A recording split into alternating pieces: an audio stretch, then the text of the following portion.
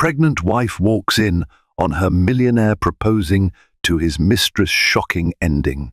They say every marriage has its secrets, but what if the biggest secret shatters your heart while you're carrying new life within you?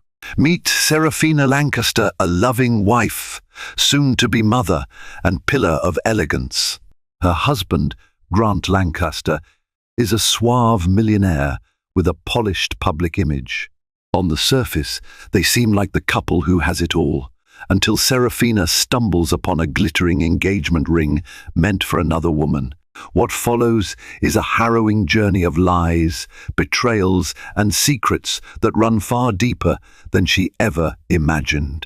Brace yourself for a tale where love, revenge, and karma collide in the most shocking way.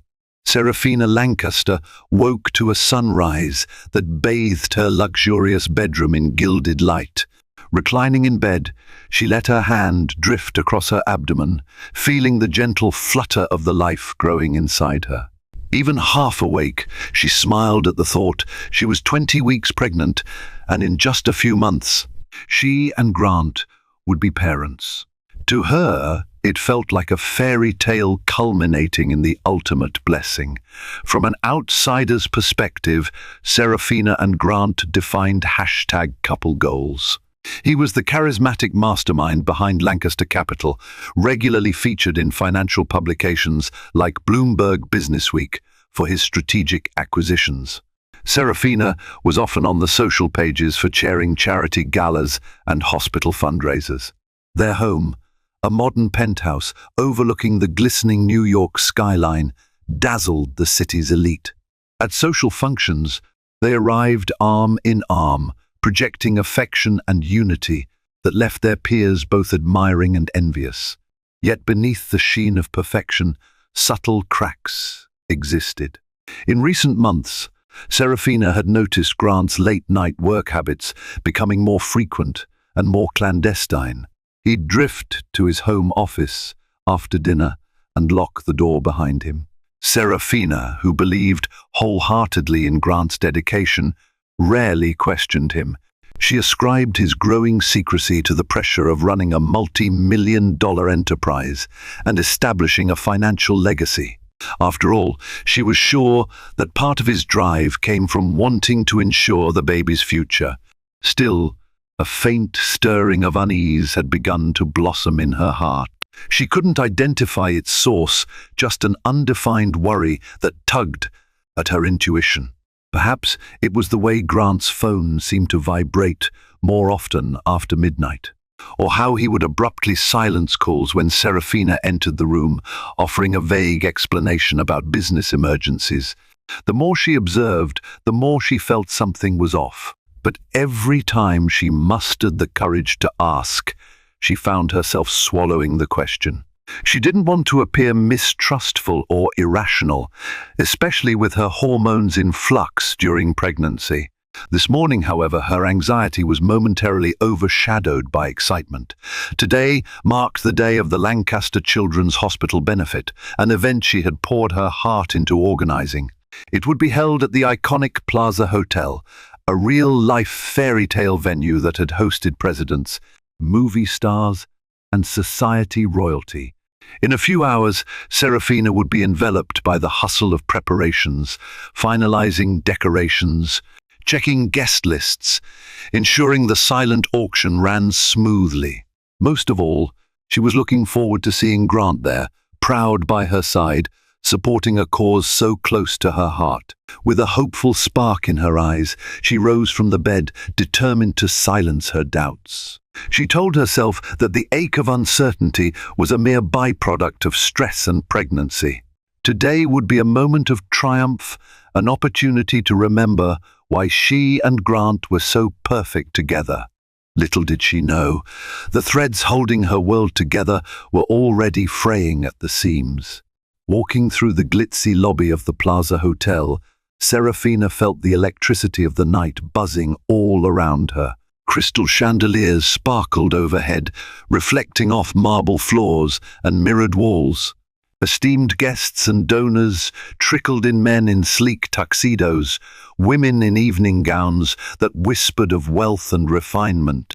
Everyone greeted her warmly, praising her organizing skills for the Lancaster Children's Hospital benefit. Serafina politely nodded, offering gracious smiles, her heart fluttering with a mix of nerves and exhilaration. But one person was conspicuously absent, Grant. Usually, he arrived early to high-profile events, keen to charm potential investors and appease the press. Tonight, though, his seat at the VIP table remained empty. Serafina tried calling him twice, but got no answer, only curt text replies about running behind. Her instincts prickled. She checked the time. The program was about to start. Despite her mounting anxiety, she took a deep breath, determined not to let Grant's absence overshadow the charitable cause. She stepped onto the small stage set up in the grand ballroom to deliver her welcome remarks. The hush that fell over the crowd reflected the respect she had earned through her philanthropic passion. She spoke about the importance of supporting pediatric care, how the funds raised would transform the hospital's facilities, and how they planned to establish a research unit for rare childhood diseases. Her speech concluded to hearty applause, yet her stomach clenched in disappointment at the single unoccupied chair in the front row. Where was Grant? As she left the stage, a gentle touch on her shoulder made her turn around. It was her close friend, Charlotte Hayworth, a society columnist for a prominent newspaper. Charlotte's frown of concern mirrored Serafina's own emotions. "Grant didn't make it?" Charlotte asked quietly. Serafina forced a smile. "He's running late business, you know." Charlotte's eyes flickered with compassion. Then she leaned in, lowering her voice. "Serafina, I want you to hear it from me before you read it anywhere else. There are rumors that Grant's been spotted around town with someone, a woman, younger, always in these hush-hush rendezvous." The words fell like stones in Serafina's gut. She swallowed hard, trying to maintain her composure. Whispers of an affair. It sounded ludicrous. Yet Charlotte's expression was genuine, and she wouldn't lie about something so serious. "I'm only telling you because you're my friend," Charlotte continued. "I don't want you blindsided. Are you okay?" Forcing a steady breath, Serafina managed a soft reply. "I appreciate your concern, but it's probably some business contact or a reporter. Grant would never cheat. Not now, especially with the baby on the way." Charlotte gave a terse nod, not entirely convinced. She squeezed Serafina's hand before moving on, leaving Serafina to a torrent of conflicting emotions. She glanced down at her growing belly, feeling the baby's slight movements. Could Grant be harboring such a betrayal? She tried to push the thought away, focusing instead on greeting guests. But the seed of doubt had been planted, and it would continue to grow until it demanded answers she might not be prepared to face. When Grant finally arrived at the Plaza Hotel, the benefit was nearing its end. Most of the big donors had already made their appearances. The silent auction winners had been announced, and the dessert course was being served. Serafina saw him the moment he swept into the ballroom, exuding confidence in his tailored suit. Yet he looked oddly disheveled, his collar askew, a light sheen of sweat on his forehead. She watched him pause to greet a board member from Lancaster Capital, forcing a charismatic laugh, then scanning the crowd. When his gaze finally landed on her, he offered a polished smile, as though everything was perfectly normal. A wave of hurt and anger surged within her. She had stayed up countless nights planning this event, banking on his moral and financial support, and he'd sauntered in at the 11th hour.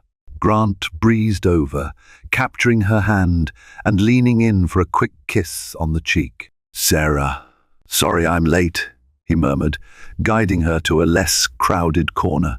"The market in Hong Kong took a dive at the last minute, and I had to handle urgent calls."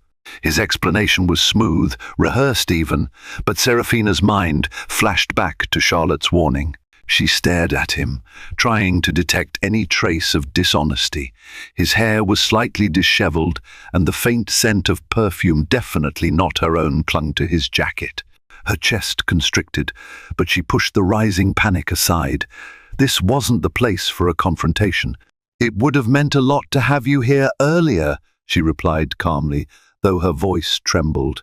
"These donors expect to see the name Lancaster present in more than just a logo." Grant gave a nonchalant shrug. "We raised a significant amount, right? That's what's important." Any bystander might have thought nothing was amiss, but the emotional distance between them was palpable. Serafina noticed how Grant avoided meeting her eyes for too long. He kept scanning the room as if searching for someone or hoping not to be seen. It made Serafina's heart sink further. Determined to keep the night from spiraling, Serafina led him toward a cluster of lingering guests. Despite her internal turmoil, she donned a bright, gracious smile, thanking everyone for attending. A flush of relief washed over her when they praised her speech and the event's organization.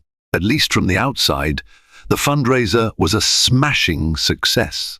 Yet, as they said their goodbyes and finally left the plaza, Serafina could not shake the unease gnawing at her. Every nerve in her body told her something was dreadfully wrong. Grant's late arrival was more than just a scheduling conflict. It carried an ominous undertone. She found herself unable to celebrate her triumph, her mind spinning with questions. She wasn't sure she wanted answered. Over the following weeks, Serafina's routine was punctuated by new, unsettling observations. Grant's absences became more frequent, each explained by some urgent business development or sudden investor crisis. He would often leave the penthouse at odd hours, phone clutched in his hand as though tethered to some private secret. When she questioned him, he'd offer a hurried excuse, then disappear, leaving Serafina alone with her growing belly and growing anxieties. Late one evening, she sat in their opulent living room, scrolling aimlessly through social media. Memories of the hospital benefit flicked through her mind. Charlotte's words haunted her. Could it be that Grant truly had another woman in his life? She tried to recall the perfume she'd caught on his jacket and realized she recognized the floral notes of a brand she never wore, Marc Jacobs Daisy. It was popular, but it certainly wasn't hers. Serafina debated whether to approach Charlotte again for more details. Was it wise to chase rumors, especially in her delicate condition? She told herself to remain rational, but the pit in her stomach refused to subside.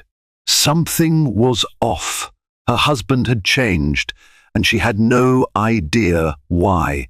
At midnight, Grant still hadn't returned. Serafina ventured into his home office, searching for a flash drive he'd mentioned, containing baby name ideas, a sweet gesture from him weeks ago. While rifling through drawers, she stumbled upon a small, black velvet box hidden under a stack of file folders. Her heart thumped wildly as she opened it, expecting perhaps a gift for her or a family heirloom. Instead, she found a stunning diamond ring emerald cut, flanked by smaller stones, breathtaking in its brilliance. Her first naive thought was that it must be an anniversary present. But they'd already passed their anniversary last month, and the timing didn't match. A chill skittered up her spine. Could this be for someone else? Her eyes teared up at the very notion, but she couldn't ignore the tide of dread washing over her. She hurriedly replaced the box, her hands trembling. 1,000 unanswered questions whirled in her mind. The ring was obviously brand new, not something from a family heirloom. If it were meant for her, why hide it in the office? Why not surprise her with it on their anniversary or when they learned they were expecting? Unable to quell her anxiety, she left the office, heart pounding so loudly it seemed to echo in the silent penthouse. For the remainder of the night, she lay awake in bed, her hands protectively over her belly. grappling with a dreaded certainty. Something was deeply wrong, and the diamond ring was a clue she couldn't bury. The following morning, Serafina awoke unrested, eyes puffy from a sleepless night of worrying. After a feeble attempt at breakfast toast and ginger tea, she found herself craving the support of a friend. The only person she trusted with such a delicate matter was Charlotte, who had never steered her wrong. Her friend had called weeks ago with those ominous rumors. Maybe she knew more than she'd initially disclosed. Serafina dialed Charlotte's number with trembling fingers. Charlotte picked up on the second ring. "Serafina, how are you? You sound tense." Sighing, Serafina replied, "I need to talk to you. Are you free for coffee?" An hour later, they met at a cozy cafe on the Upper East Side, far from the typical hot spots frequented by gossip columnists. Charlotte arrived in a stylish trench coat, her worried expression only intensifying when she saw Serafina's pale face. They slid into a booth by the window, and Serafina wasted no time. She recounted Grant's mysterious absences, the perfume on his jacket, and most disturbingly, the diamond ring stashed away in his office. As she spoke, her voice grew shakier, tears threatening to spill. Charlotte listened intently, nodding in empathy. When Serafina finished, Charlotte gently placed a hand on hers. "I'm so sorry you're going through this. Look, I've been hearing rumors in the social circuit. Grant's been seen with a woman named Dahlia Moretti. She's a rising star in the art world. People saw them dining together at Philippe Chow, traveling in the same car to gallery openings. The speculation is that it's more than business." Serafina felt a sharp pang in her chest. Hearing the other woman's name made it all too real. "Why didn't you tell me sooner?" she whispered, tears threatening to fall. Charlotte's eyes brimmed with sympathy. "I wasn't sure, and I didn't want to add stress to your pregnancy. But after you mentioned the ring, it might be related." The ring could be for her, Serafina. A hush settled over them. Serafina clutched the rim of her teacup, desperately trying to maintain composure. The weight of this revelation felt suffocating. She pictured Grant kneeling before someone else, sliding that diamond onto Dahlia's finger, a horrifying thought, especially given that Serafina was carrying his child. "I can't jump to conclusions, but I can't ignore this either," Serafina said, her voice trembling. "What should I do?" Charlotte squeezed her hand. "Be careful. Confront him if you must, but make sure you're safe physically, emotionally, financially. Men like Grant have powerful resources, and you need to protect yourself. I'm here if you need anything." Tears finally broke free, trailing down Serafina's cheeks. She dabbed them away, nodded in gratitude, and stared out the window at the busy street. She had glimpsed a version of her future she never imagined one, where she faced betrayal, heartbreak, and uncertainty, all while carrying a child she loved beyond words. Yet she silently vowed to uncover the truth, no matter how painful. Instead of confronting Grant outright, Serafina decided on a more discreet path. She needed definitive proof, no more rumors, no half-truths. The ring in the office, the perfume, and the gossip about Dahlia Moretti pointed to one damning reality, but she couldn't allow herself to spiral into despair without absolute certainty. So she embarked on a subtle investigation of her own. Under the guise of reordering some furnishings for their penthouse, Serafina convinced one of Grant's personal assistants, a timid but kind woman named Felicia, to share his schedule. Felicia, sympathetic to Serafina's pregnancy, had no reason to suspect anything amiss. She gave Serafina a copy of the monthly calendar, peppered with corporate meetings, flights to London for investor talks, and dinners that sounded suspiciously personal. Serafina noticed a recurrent name in Grant's schedule, DM, Incorporated meeting popping up twice a week. A quick online search for DM Incorporated revealed it as Dahlia Moretti's fledgling art consultancy. Serafina's stomach clenched. Why so many meetings with an art consultant? Her mind flashed to Charlotte's warnings. That evening, while Grant was out at one such DM Incorporated meeting, Serafina sneaked into his home office again. She searched through his emails on the desktop computer, half expecting to find them guarded by advanced passwords.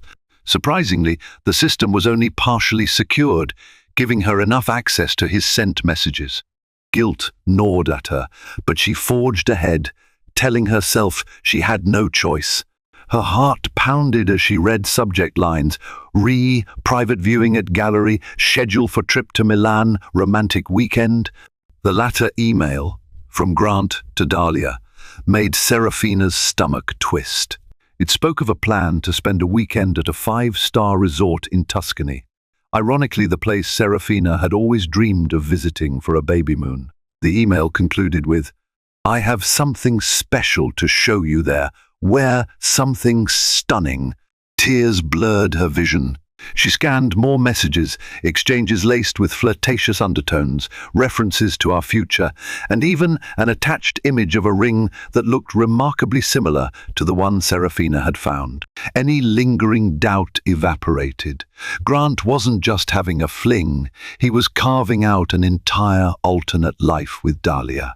And the ring was the symbol of a new commitment, one that excluded Serafina entirely. She slumped into the desk chair, feeling lightheaded. Her hand instinctively moved to her belly, where the baby gave a fluttering kick. Fury, pain, and betrayal waged war inside her. Her beloved husband was planning to propose to another woman, while she, his pregnant wife, was left in the dark. As if on cue, the doorbell rang, jolting her from her anguish.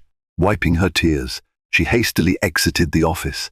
She felt like an intruder in her own home, carrying the burden of a secret she never wanted to discover.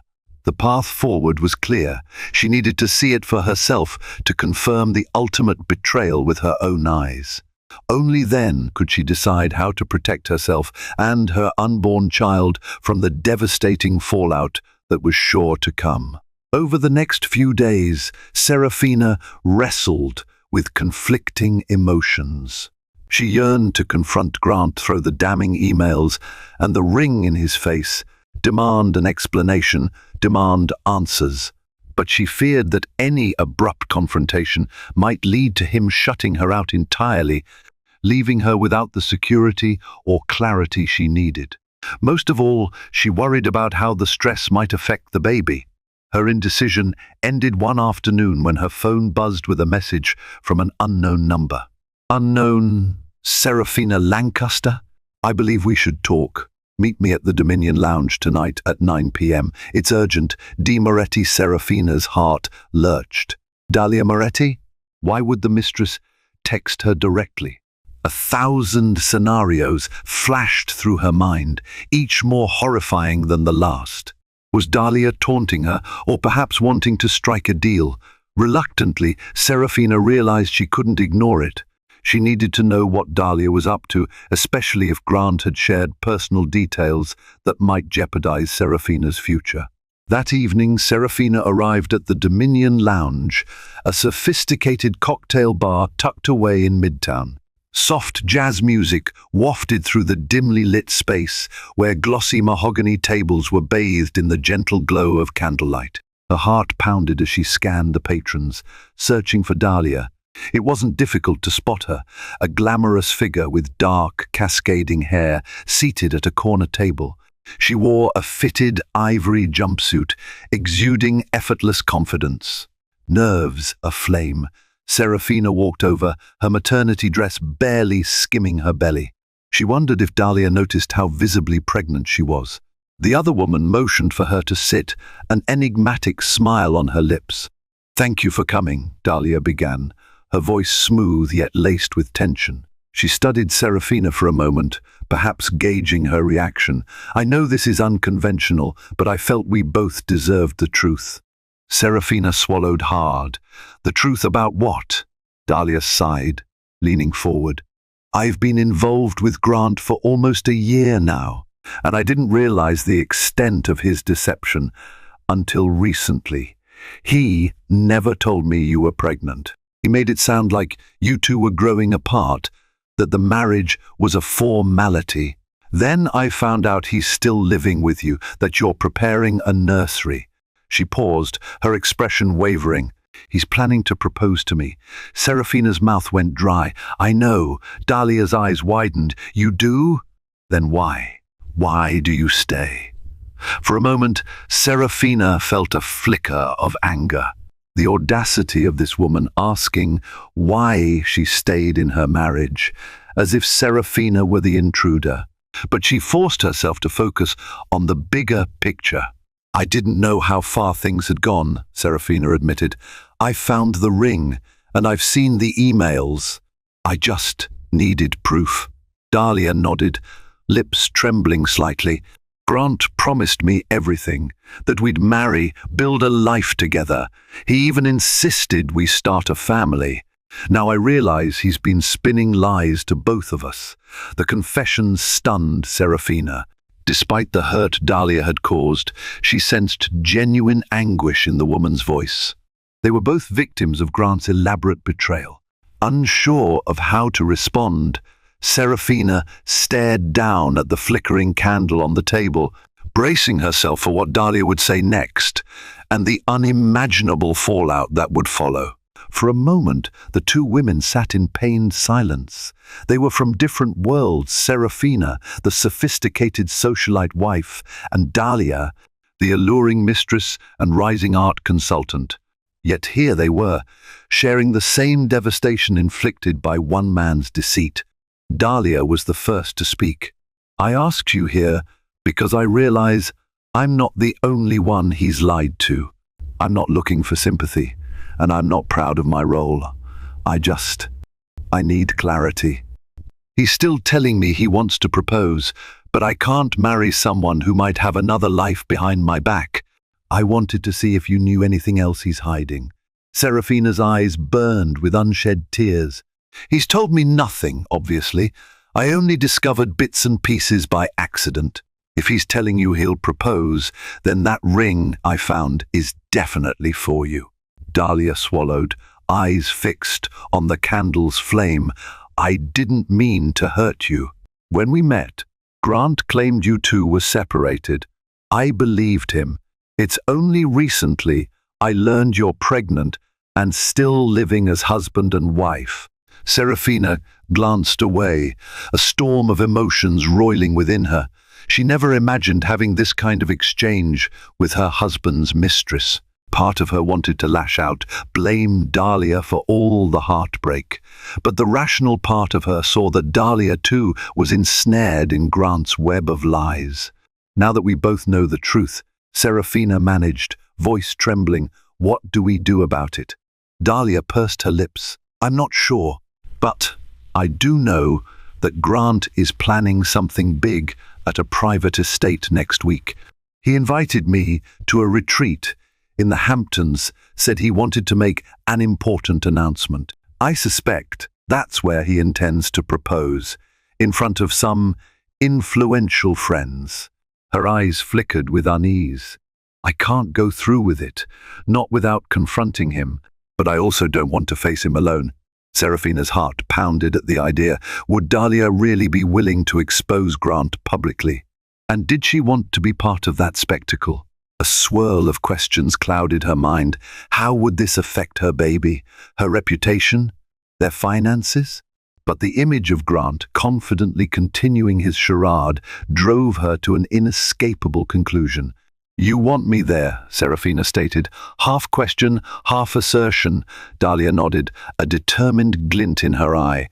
If we force him to confront both of us in front of his circle, he can't lie his way out. He'll be humiliated, but at least we'll both get the truth. Are you willing to do it? Serafina hesitated. She thought about her unborn child, about the meltdown this confrontation might cause. Yet she also realized that letting Grant continue with his double life unchecked was even more dangerous. After a moment she nodded, voice trembling with resolution. I'll do it. For the sake of my baby and for myself, I need to see his lies exposed.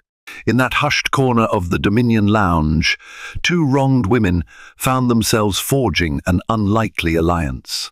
They would face the man who had deceived them both, determined to unmask his treachery. It was a decision that would set the stage for a confrontation more dramatic than either of them could imagine. The following days passed in a whirlwind of emotional upheaval. Serafina arranged for her close friend Charlotte to stay on standby in case the situation spiraled beyond control. Charlotte agreed without hesitation, promising to be just a phone call away. Meanwhile, Serafina discreetly squared away financial documents and important legal papers, an unsettling but necessary move to protect herself and her unborn child. She had seen enough cautionary tales among the city's elite to know how quickly power and money could vanish or be weaponized. Dahlia, for her part, kept Serafina informed about Grant's communication. True to form, he was texting Dahlia sweet nothings and sending pictures of the luxurious Hamptons estate he'd rented, describing romantic walks on the beach and candlelit dinners. Everything read like a love story he was crafting just for Dahlia, conveniently forgetting the pregnant wife he had at home. One evening, as Serafina was packing a small suitcase under the guise of visiting a friend, Grant noticed her. "Going somewhere?" he asked casually, leaning against the bedroom doorframe. "I'm taking a short break," she replied, striving for a neutral tone. "My friend is having a baby shower in Connecticut, and I promised I'd help her set up." Grant nodded, but there was a flicker of suspicion in his eyes. "You sure you should be traveling? You're well into your second trimester now. I'll be careful. It's not far." She forced a smile, grateful he seemed oblivious to her real intentions. A pang of sadness twisted her heart. Once upon a time, he would have insisted on coming along or fussed lovingly over her well-being. Now, his concern felt more perfunctory than genuine. The day before the trip, Dahlia texted Serafina the final details, an address to the estate, a general timeline, and an agreed-upon plan. Dahlia would arrive with Grant that afternoon and lead him into an intimate gathering with a few of his closest associates. The rumor was that he intended to pop the question in the garden around sunset. Serafina was to arrive unannounced, giving Dahlia a signal once she was there. The rest would unfold in real time, a live showdown no one would soon forget. On the morning of her departure, Serafina paused in the penthouse living room, gazing at the panoramic view of Manhattan. The city had always been her playground: charity balls, high-end galas, philanthropic luncheons. She had reveled in her role as Grant's wife, never questioning that their union was built on trust. Now, she felt more like a stranger in her own life, about to launch an ambush on the man she once believed she'd love forever. She laid a hand over her belly, whispering a silent apology to her unborn child. This confrontation was the only way to secure their future, a future that would hopefully be free of lies, free of the poison Grant had introduced into their marriage. Steeling herself with that resolve, she closed the door behind her, setting off for the Hamptons and a reckoning that would change everything. Driving along the quiet roads leading into the Hamptons, Serafina couldn't help but admire the sprawling mansions and manicured hedges that lined the route. Tall gates guarded secluded properties, each an architectural marvel in its own right. The further she went, the more her nerves tightened. She replayed the plan in her mind, arrived discreetly, text Dahlia a signal, then wait for the opportune moment to expose Grant's duplicity. When she finally reached the address, an imposing wrought iron gate blocked the entrance. Security was tight, a small booth with a uniformed guard. She presented the name Dahlia had given her, claiming she was a late edition guest invited by Mr. Lancaster. The guard scrolled through a tablet, verified with a polite nod, and pressed a button that made the gates swing open slowly. Serafina eased her car up a winding driveway, flanked by oak trees that must have stood for centuries. At the end of the drive stood a magnificent estate with creamy white walls, Corinthian columns, and a sprawling garden that stretched toward the Atlantic Ocean. It was the picture of affluence, exactly the kind of place Grant would choose for a grand, romantic gesture. She parked near a discreet corner and slipped out of the car, her heart pounding. A staff member ushered her toward the garden walkway. Soft classical music played from hidden speakers, and clusters of well-dressed guests sipped champagne, chatting politely. Some faces Serafina recognized from business galas, others were unfamiliar. She slipped behind a tall hedgerow, scanning the crowd until she spotted Dahlia. Standing near a marble fountain, Dahlia looked dazzling in a long, emerald-green gown. Her face, however, wore an expression of tight anticipation. Grant stood beside her in a tailored navy suit, holding her hand and speaking in hushed tones to a small group that included a top Lancaster capital investor and his wife. It was a scene that, to any outsider, might have passed for a betrothed couple hosting an engagement soiree. The sight of Grant gazing at Dahlia so intimately sent a stab of agony through Serafina's chest. She forced herself to hold steady, reminding herself why she was there. Slipping her phone from her clutch, she typed a quick text. "S, I'm here." From across the garden, she saw Dahlia discreetly read the message. An almost imperceptible nod confirmed she was ready. Dahlia touched Grant's arm, guiding him toward a manicured rose archway. A hush fell over the immediate circle, suggesting something special was about to happen. Serafina's breath caught in her throat as she saw a small jewelry box cradled in Grant's hand. This was it, the moment he would seal his betrayal. Emotion roiled inside her, heartbreak, fury, and an odd, detached astonishment that this was truly happening. She took a deep, trembling breath, waiting for Dahlia's cue. In a matter of seconds, the life she thought she knew would collide with a brutal, public reality, and there would be no going back. A soft rustle of leaves punctuated the tense silence as Grant led Dahlia under the rose archway. Several guests turned to watch, some pausing in mid-conversation, evidently sensing an important announcement. With practiced charm, Grant cleared his throat, capturing the attention of everyone in earshot. "Thank you all for joining us on this beautiful day," he began, wearing that magnetic smile Serafina had once adored.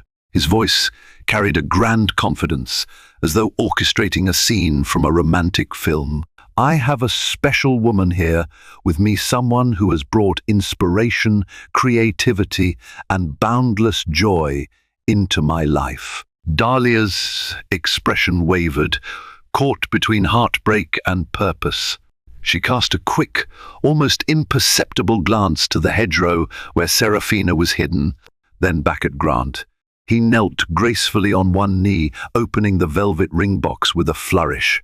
Gasps rippled through the crowd as the diamond sparkled under the afternoon sun. "Dahlia Moretti, will you?" At that exact moment, Dahlia raised a trembling hand, signaling for him to stop. She looked around, feigning a sudden hesitation. "Grant, before I answer, I think we should have everyone here," she said, her voice carrying a curious edge. "There's someone missing." A murmur rose among the onlookers. Grant's brow furrowed, confusion seizing his features. "Missing?" he echoed. "Who could be missing?" Dahlia locked eyes with Serafina's figure behind the hedges. In a deliberate motion, she lifted her hand and beckoned. Serafina's heart pounded so violently she feared it might harm the baby. Yet she forced herself forward, step by step, emerging from the greenery like a silent storm. All eyes snapped to her as she appeared in her elegant maternity dress, her pregnant belly unmistakable. Her face was ashen, her eyes glistening with unshed tears, but her posture remained resolute. A collective gasp went up from the guests, who recognized Serafina Lancaster from society pages and philanthropic circles.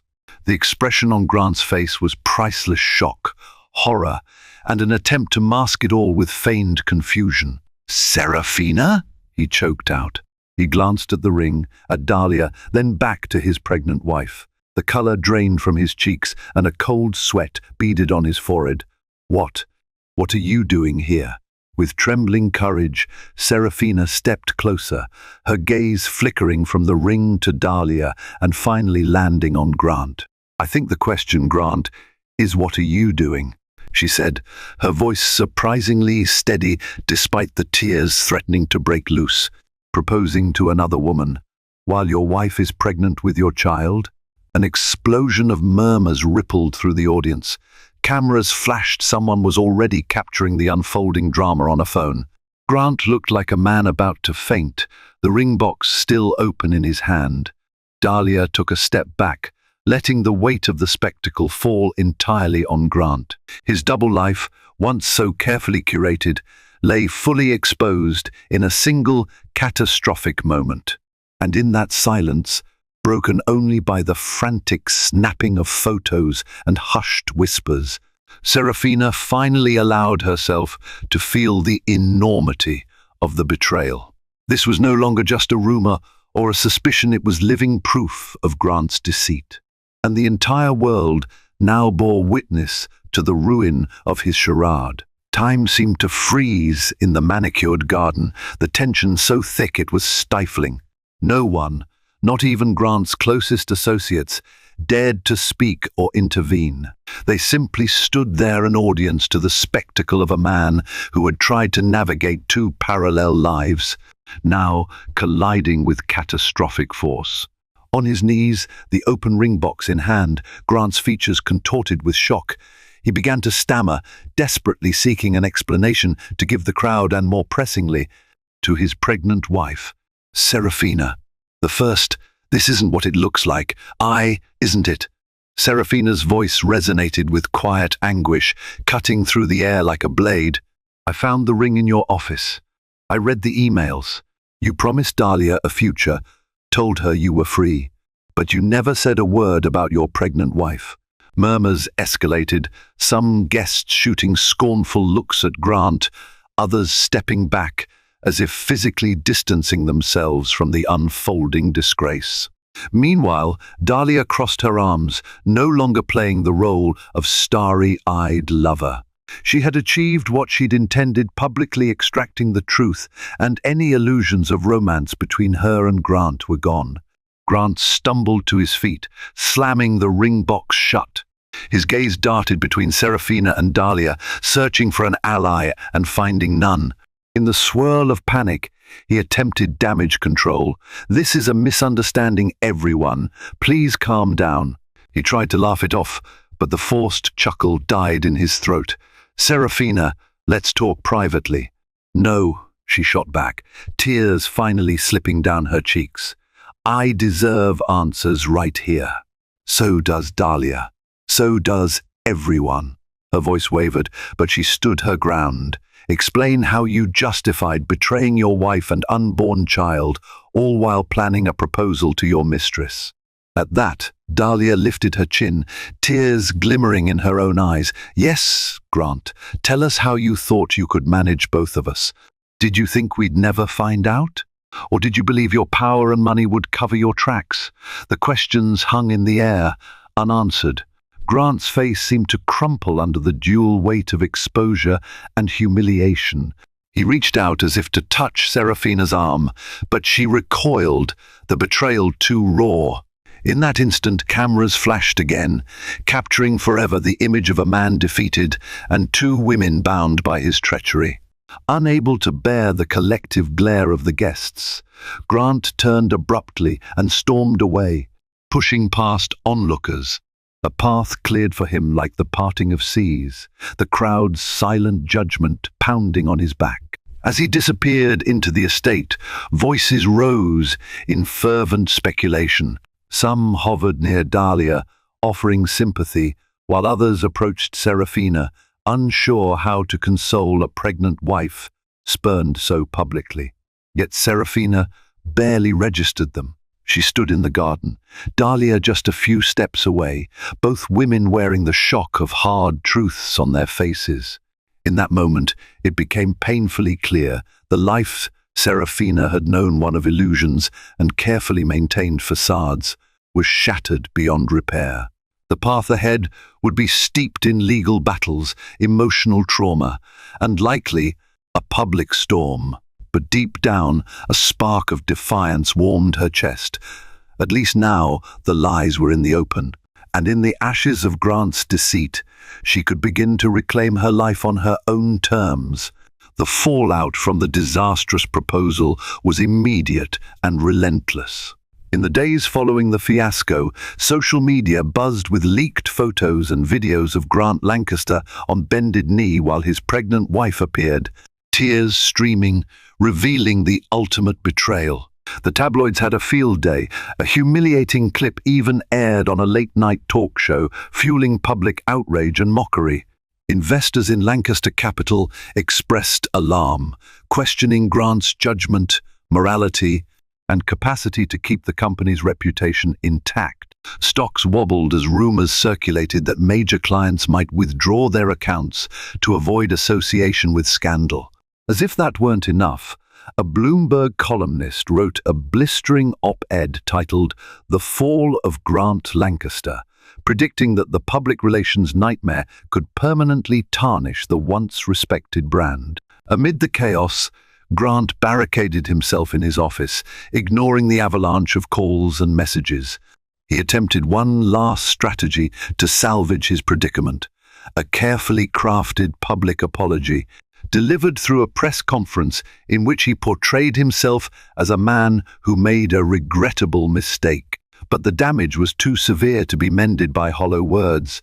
The press skewered him. The internet responded with a mixture of derision and moral condemnation. Meanwhile, Serafina, though emotionally devastated, found an unexpected sense of empowerment. She hired a top-tier divorce attorney from the prestigious law firm Tinsdale and Morgan. With the baby's welfare at stake, she refused to be bullied or minimized by Grant's high-powered legal team. She and her attorney collected evidence, emails, financial documents, the eyewitness testimonies from the Hamptons debacle. The case was robust, leaving Grant's reputation and finances at risk of further collapse. As for Dahlia Moretti, she sought to distance herself from the scandal. She released a succinct statement about being misled and refused to answer any further press questions. While some publications painted her as a homewrecker, others acknowledged her as a victim of Grant's manipulative storyline. Art galleries that once courted her for showings now exercised caution, wary of the negative spotlight. Grant's perfect world, his business empire, social standing, and carefully curated image cracked like glass under the weight of his own deception. With legal pressures mounting and public sentiment against him, he found himself suddenly isolated. Friends from high society hesitated to stand by him, not wanting to be tainted by association. Even business partners he'd known for years quietly backed away. The karmic retribution, it seemed, was swift and brutal. No amount of wealth could buy him out of this scandal, and every path to redemption looked increasingly narrow.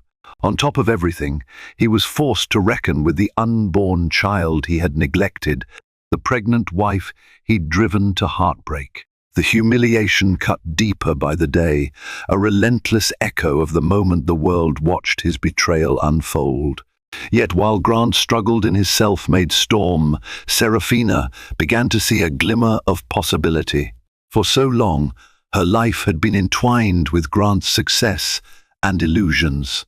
Now, forced to stand alone, she discovered a backbone of resilience she never knew she possessed. If Grant thought she would crumble in his downfall, he was mistaken. The final chapter of her life with him was being written not by his hand, but hers, and it would end on her terms. Weeks rolled into months, and the winter winds sweeping through Manhattan symbolized the cold transition. Serafina was navigating, Despite the tabloids' never-ending appetite for gossip, she kept her focus on the looming divorce proceedings and the well-being of her unborn child. Every now and then, she'd catch a headline about Grant's latest round of bad press, clients pulling out, board members calling for his resignation, and she'd feel a pang of sorrow mixed with justified vindication. He had dug his own grave, and karma was merely fulfilling its role. During her quieter moments, she busied herself preparing the nursery in the penthouse she had once shared with Grant. His name was still on the deed, but her attorney was negotiating for Serafina to retain the property as part of the divorce settlement. She lovingly assembled a crib, decorated the walls with soft colors and whimsical animal decals, finding solace in the simple act of nesting. She was determined that her child would enter the world in a space filled with calm, free from the turmoil that had defined the last few months. In the lead up to the baby's birth, Serafina's circle of true friends rallied around her. Charlotte organized a cozy baby shower, attended by supportive acquaintances who admired Serafina's poise through adversity. Gifts and warm wishes poured in, a testament to the empathy people felt for a woman forging ahead after public betrayal. As the divorce proceedings intensified, Grant tried several ploys, accusations of sabotage, pleas for reconciliation, even belated admissions of guilt. But Serafina stood firm, guided by her attorney's advice and her own newfound resolve. In the final court hearing, the judge acknowledged the overwhelming evidence of Grant's infidelity and emotional harm. He ruled in Serafina's favor for a substantial settlement, ensuring both her and the baby's financial security. On the day she received the divorce decree, Serafina felt a strange mix of relief and sadness. This was the final severance from the life she had envisioned, the grand illusions of a perfect marriage, the man she once believed loved her unconditionally. Yet there was also peace. The future ahead might be uncharted, but it was hers. No more lies, no more playing second fiddle to a man's double life. Shortly after, Serafina went into labor. Surrounded by a small team of supportive friends, she brought a healthy baby boy into the world. Holding him in her arms, she felt the magnitude of love and protection flood her heart. She named him Gabriel, symbolizing strength and hope amidst turmoil. In the quiet hours of the hospital room as Gabriel slept, Serafina gazed out the window at the city lights. She whispered a promise to her son, a vow that she would build a life of honesty, love, and resilience for both of them. Grant's betrayal might have been the darkest chapter of her life, but that chapter was closed. Ahead lay the promise of a new dawn where she could finally breathe free, unfettered by the weight of secrets. From lavish proposals to shocking revelations, Serafina's life changed forever the moment she discovered her husband's double life. But through heartbreak and humiliation, she summoned a fierce resilience, protecting herself and her unborn child from his deceit. Even as Grant faced a public reckoning, a rapid fall from grace, Serafina focused on forging a future filled with honesty, love, and unbreakable strength. Thank you for sharing in this emotional journey. Imagine walking into the most lavish baby shower you've ever seen. Crystal chandeliers twinkling above towers of pastel macarons, designer goodie bags lining each seat, and a guest list that reads like a who's who of society's elite. But there's a dark secret beneath all that sparkle. The woman throwing this extravaganza is not the mother-to-be's best friend. She's the millionaire's mistress, and the mother-to-be. She's out of the picture, or so everyone thinks, until suddenly the doors swing open. In strides the real pregnant wife, clutching a marriage license that's about to unravel every lie in this glitzy room.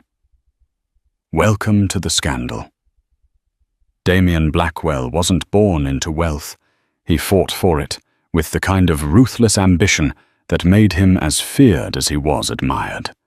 Standing at 6'2", with carefully styled jet-black hair, Damien possessed an intensity that could either captivate or intimidate, depending on which side of his generosity you landed on. By age 35, he had turned a small real estate venture into a sprawling empire. His name was whispered at exclusive charity balls, and he was recognized by moguls in the business world. Tabloid columns loved to label him a self-made millionaire with a heart of stone, yet society columns fawned over him as the unstoppable visionary on the rise. Despite the rumors swirling around him, people craved his presence. They invited him to their galas and philanthropic events, hoping a portion of his Midas touch might rub off. He'd appear in the company of A-list celebrities. Oprah Winfrey once interviewed him on a short segment calling him the real deal, and he'd been spotted at a fundraiser sitting next to Bill Gates discussing global real estate strategies. His was a name that opened doors, sealed deals, and turned heads. But behind the veneer of polished success lay a tangled personal life. Damien was married, though not everyone in his social circle knew it. And he also had a mistress, a younger woman named Charmaine Delgado, who was cunning enough to stand by his side when it mattered, and discreet enough to remain in the shadows until she chose not to. It all began one deceptively quiet morning in their New York penthouse. Damien sipping his black coffee, looking over spreadsheets of property acquisitions. Charmaine flipping through a luxury magazine, her eyes lingering on an article about extravagant parties. A dazzling idea began to form in her mind that would soon lead to chaos. The quiet secret of Damien's life was his marriage to Elizabeth Redwood. At 28, Elizabeth exuded a calm, regal grace. She had grown up in a well-respected family in Boston. Her father, Jonathan Redwood, was a high-powered attorney, and her mother, Catherine Redwood, was a socialite renowned for her philanthropic work. Unlike Damien, Elizabeth had come from money, but she carried her privilege with humility. She taught underprivileged children art in a non-profit school. The marriage was low-key. Elizabeth had never been much for public fanfare, and Damien was all too willing to keep his personal life private to protect his empire from scrutiny. Over the years, they had cultivated an image of a silent, behind-the-scenes couple, rarely photographed together, rarely attending events hand in hand. Some thought they were just close business partners. Others assumed they had parted ways. Only a few intimates knew the truth. But Elizabeth was pregnant, something she had confided only in her close friend, Bella Thompson. They were planning to tell the world in their own time, but the pregnancy was a delicate matter. She had suffered 2 miscarriages in the past, and the heartbreak made her cautious. So Elizabeth kept a low profile, preferring to rest in the couple's Connecticut estate, rather than remain in the hustle and bustle of the city. Damien's visits to Connecticut had grown infrequent. The demands of his business took him overseas, so he said. Elizabeth trusted him mostly. She had chosen to focus on her health, certain that once the baby arrived, their marriage would find renewed purpose. What she didn't know was that Damien wasn't merely away on business. He was in Manhattan often with Charmaine Delgado on his arm. And Charmaine was hatching a plan that would rattle the foundations of everything Elizabeth believed about her marriage. Charmaine Delgado was a woman who knew how to make an entrance. With chestnut brown hair styled in sleek waves, impeccable designer outfits, and a fierce determination in her hazel eyes, she had carved out a place for herself in high society, albeit on the margins of respectability. People whispered that she was Damien's mistress, but they also noticed that her circle included the wives of major hedge fund managers, fashion influencers, and even small-time celebrities who adored her lavish dinner parties. She wasn't satisfied with being a well-kept secret. Her ultimate goal was to become the next Mrs. Blackwell. She loved the taste of power she enjoyed at Damien's side.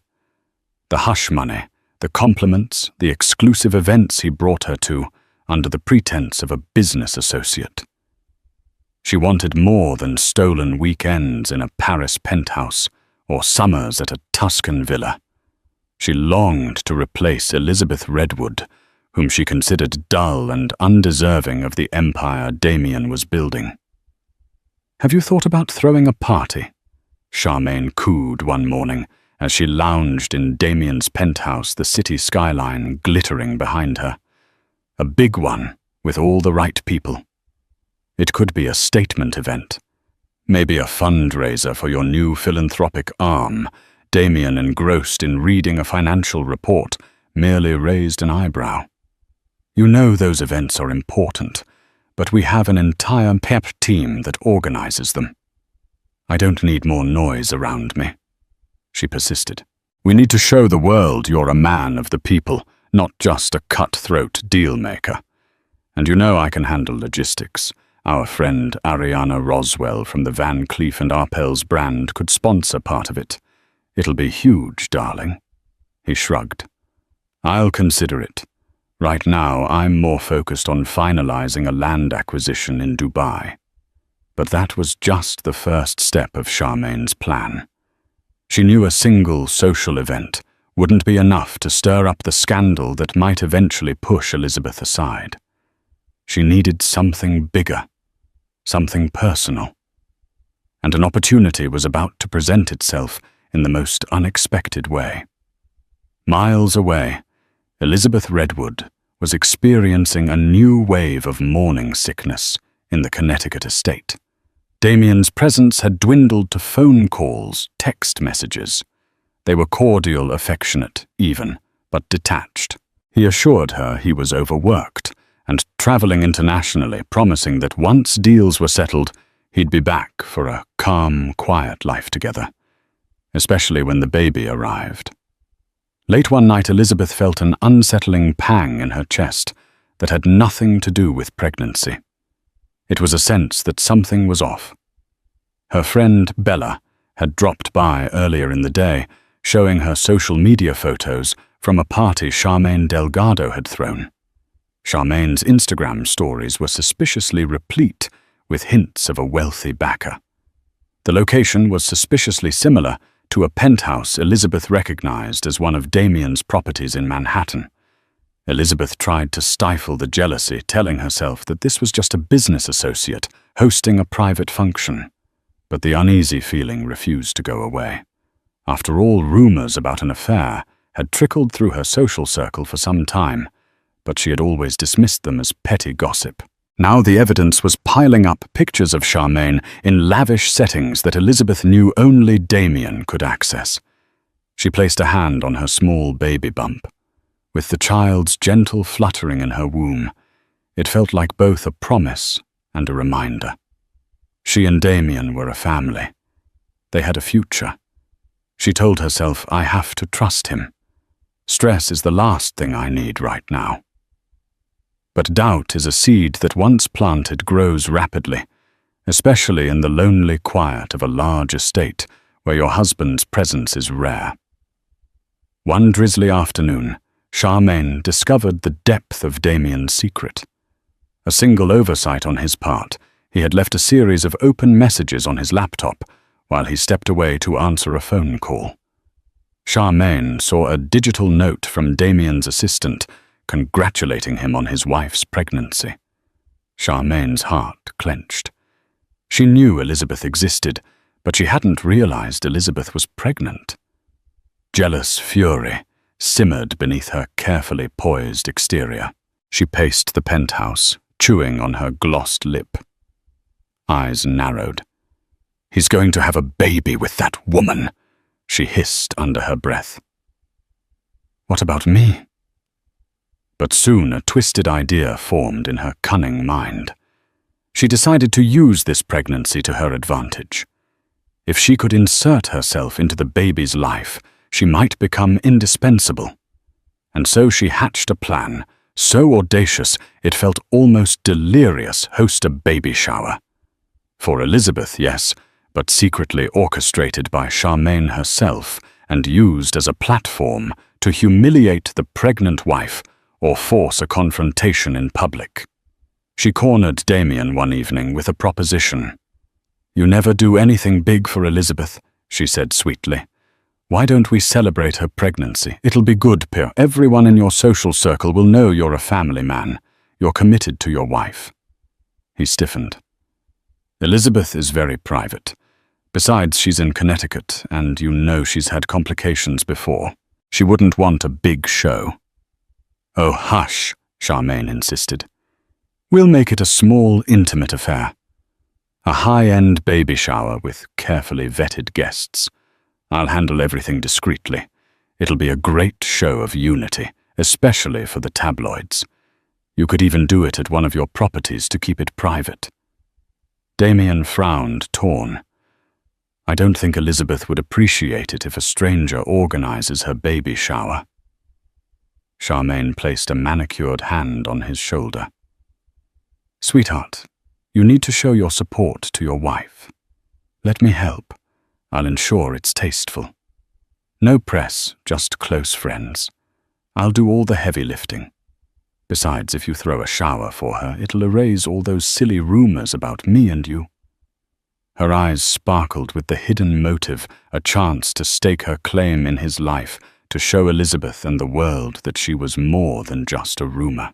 Damien was reluctant, but eventually conceded, thinking it might indeed quell whispers of scandal if there appeared to be a friendly relationship between the two women. Charmaine couldn't help but smirk when he agreed. She quickly sent out invitations, making sure to invite only select members of high society and a few of Elizabeth's acquaintances. She didn't invite Elizabeth's family or closest friends. She wanted to keep the event's planning under her strict control.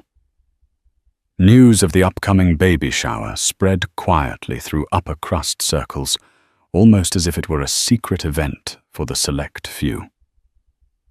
Elizabeth heard about it from Bella Thompson, who received an invitation by email. Elizabeth's confusion grew.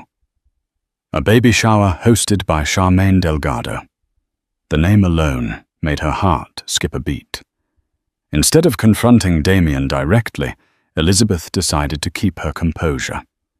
She confronted him calmly on a phone call. "Why is Charmaine Delgado organizing my baby shower?" Damien cleared his throat, his tone reassuring. "I wanted to do something special for you," Charmaine volunteered. "She's helping me out. I have so many business commitments, and you know she's got connections in event planning circles. She promised it would be small and refined." Elizabeth's gut twisted, but a part of her wanted to believe he was telling the truth, that Charmaine was merely a helpful business associate. She grudgingly agreed to attend, if only to avoid stress and hope for the best. After all, she had always wanted a moment to celebrate her pregnancy with friends. Maybe this was an olive branch. Maybe it would help her and Damien reconnect. But behind the scenes, Charmaine pulled every string to make this baby shower a spectacle. She selected an opulent venue, a palatial rooftop terrace belonging to one of Damien's real estate partners overlooking Central Park. She ordered pastel floral arrangements, towering centerpieces of orchids and roses imported from a prestigious florist in Paris. There would be a harpist, a string quartet, an array of gourmet amuse-bouches, and a cake so lavish it rivaled wedding tears. In the hush of her private thoughts, Charmaine planned her own unveiling. She would arrive looking stunning, the perfect hostess. She'd drop hints about her closeness with Damien to unnerve Elizabeth. And if all went according to plan, Elizabeth would be so overwhelmed she might even retreat, leaving Charmaine to bask in Damien's spotlight. As the date of the shower approached, Elizabeth felt an unshakable anxiety. She was 7 months pregnant, trying to remain calm for the sake of the baby. Bella accompanied her to Manhattan, insisting she shouldn't go alone given her fragile emotional state. They arrived at the luxury hotel where Damien had booked them a suite. When Elizabeth entered the penthouse suite, she found a note from Damien, apologizing that he wouldn't be able to join her immediately. He had an urgent business dinner. She sank into the plush sofa, tears threatening. Her hand instinctively rested on her belly, feeling the baby's gentle kicks. Bella poured her a glass of sparkling water. "Damien's being distant again," Bella said softly. "Do you trust him?" "Lizzie." Elizabeth blinked back tears. "I'm trying to. Everything is so confusing right now. He insists he loves me, wants this baby. Yet I see Charmaine in all his public appearances, and now she's hosting my baby shower." Bella offered a reassuring arm around her shoulder. "Tomorrow, you'll see the truth. Sometimes you need to look your fears in the eye. If something is off, I'll be right there to support you." That night, Elizabeth couldn't sleep. She thought of her father's disapproving glance whenever the subject of Damien arose, recalled how her mother once gently hinted that Damien's lifestyle might not mesh well with a stable marriage. Elizabeth had defended him passionately, saying he was just driven, not unfaithful. Now her worst suspicions were creeping in. Could Charmaine Delgado be more than just a helpful business associate? A brilliant late-morning sun bathed the rooftop terrace in golden light the next day. Waitstaff wearing crisp white uniforms circulated silver trays of champagne flutes, fresh squeezed juices, and hors d'oeuvres. Guests trickled in, each more glamorous than the last. The decor was a pastel dreamscape. Delicate pink, mint, and lavender ribbons dangling from tall arches of greenery. A harpist plucked gentle tunes in the corner. Charmaine Delgado made her entrance in a sleek mauve cocktail dress with diamond accents. Heads turned. She was radiant, playing the role of the gracious hostess to perfection, greeting influential socialites and business figures with warm smiles. She seemed to relish every polite question about her connection to the Blackwells. Her eyes roved over the crowd, waiting for Elizabeth. After a tense elevator ride, Elizabeth arrived on the rooftop, escorted by Bella. The moment Elizabeth stepped onto the terrace, a hush fell, followed by murmurs of admiration. She wore a flowing cream maternity gown, her face glowing despite her anxious heart.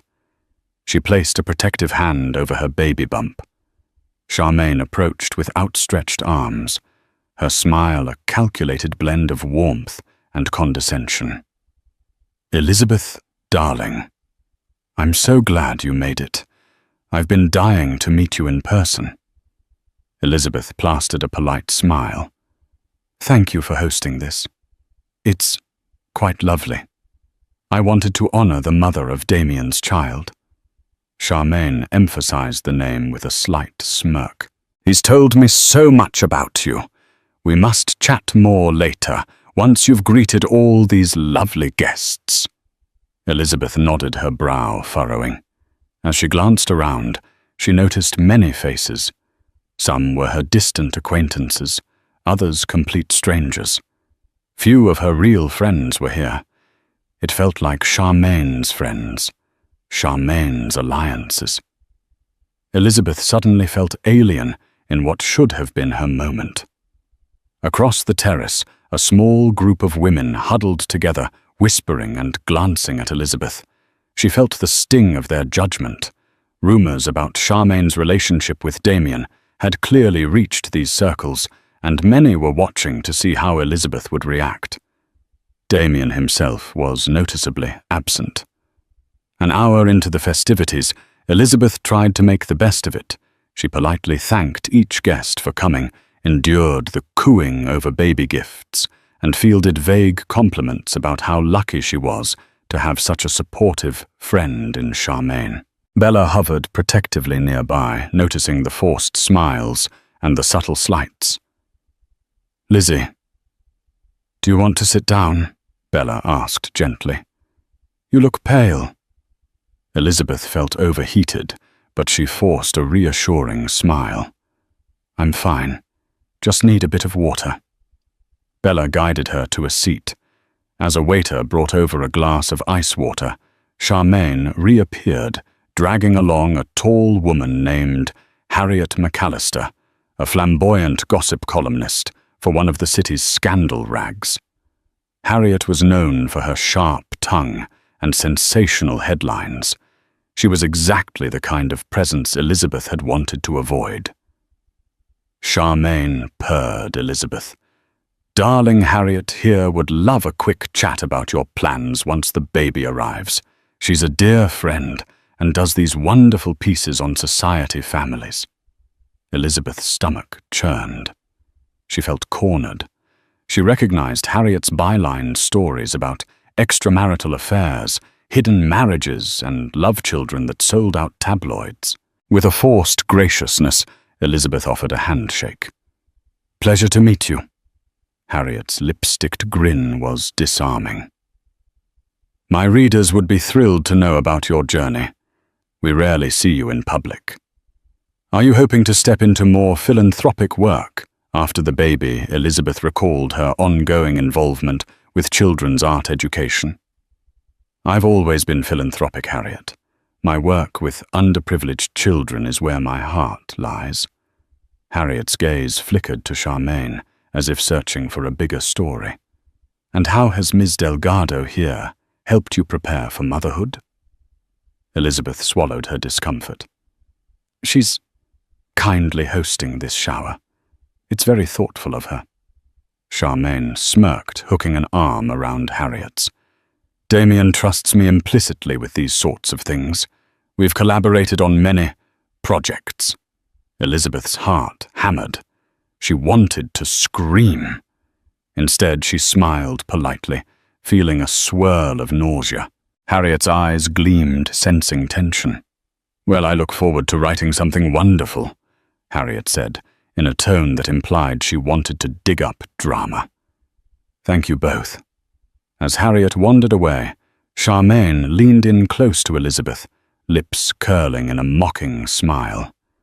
"You must be so exhausted. Sure you can handle all this excitement?"